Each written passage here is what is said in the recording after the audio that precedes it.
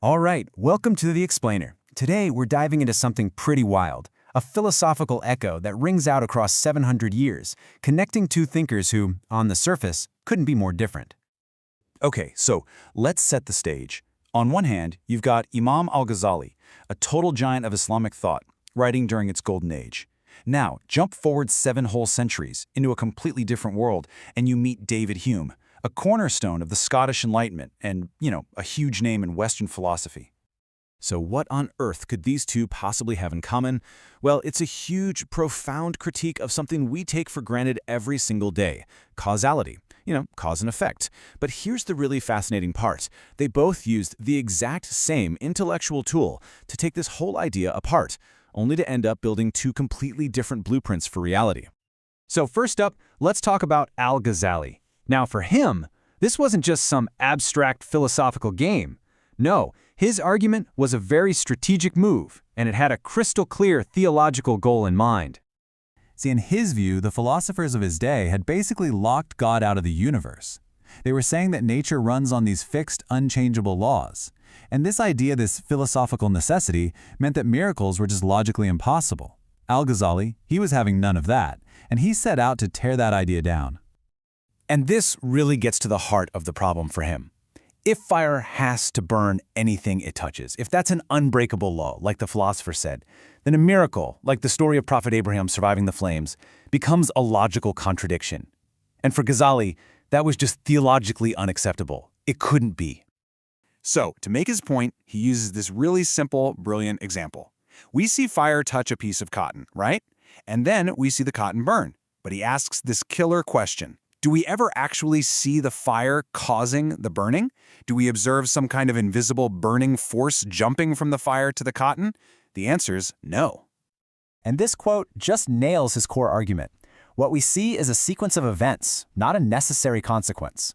The two things, the fire touching the cotton and the cotton burning, are totally separate.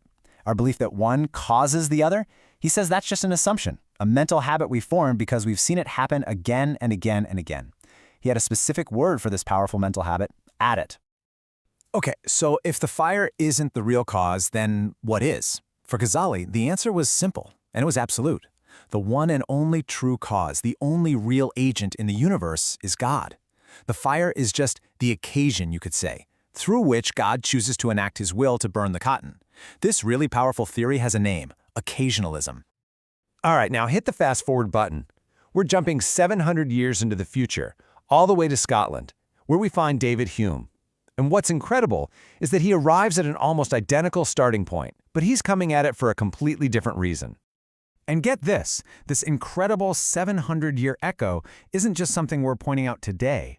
The connection is so obvious that the modern Turkish translator of Ghazali's work, Dr. Bakir Karlaga, he explicitly pointed out that Hume and the other empiricists were expressing similar views centuries later. It's not a coincidence. So, just like Gazzali, Hume looked at the world around him, only he was thinking about billiard balls instead of fire and cotton. And he asked basically the same question. What are we actually experiencing when we say one thing causes another? Where does this powerful feeling of a necessary connection even come from? And his answer was, well, we never actually observe some secret power, some hidden force of causation. All we ever see is one event reliably following another. That's it. He gave this a famous name: constant conjunction. We see one billiard ball roll, we see it hit the second one, and then we see the second one roll away. The cause part? We never actually see it. And this is where it gets truly astonishing. The source of our powerful belief in cause and effect, according to Hume, is simply custom or habit. It is the exact same conclusion Gazzali came to, even using a term that means the same thing as Gazzali's audit. Think about that. Both of them are arguing that causality isn't really out there in the world. It's something our own minds project onto it. So you have both these brilliant thinkers using the exact same intellectual tool to smash the idea of necessary causation. But what they decided to build with the leftover pieces, well, that couldn't be more different.